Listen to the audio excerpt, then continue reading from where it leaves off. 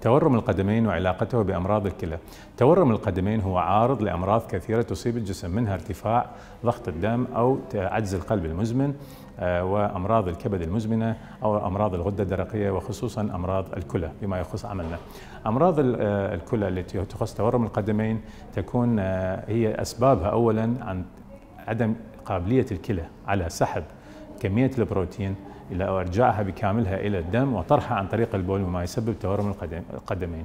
أسبابها كثيرة، منها تكون مناعية تصيب الكليتين، منها التناثر الكلوي نفروتيك سندروم، أو أسبابها كثيرة ممكن يكون أمراض مناعية مثل داء الذئب الإحمراري سيستميك لوبس إريثروماتوسيس، أو داء النشوانية الكلى رينال أميلويدز. وتكون أسباب أخرى منها أخذ الأدوية أو المسكنات بصورة غير صحيحة، أو بعض الإصابة بأمراض فيروسية، أو مرات يصاب المريض بأورام معينة تكون لديها آثار جانبية، أو علاجات هذه الأمراض وآثارها الجانبية على الكلى ما يسبب تورم القدمين.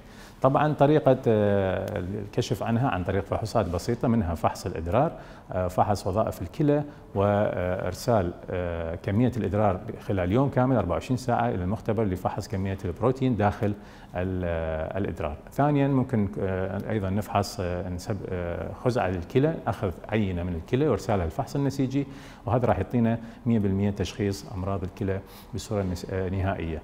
وبالأخير إن شاء الله من يشخص المرض راح نحاول نعالجه، وحسب وكل تورم له علاج معين وطريقة معينة للعلاج. وما عندكم إن شاء الله غير الصحة والسلامة.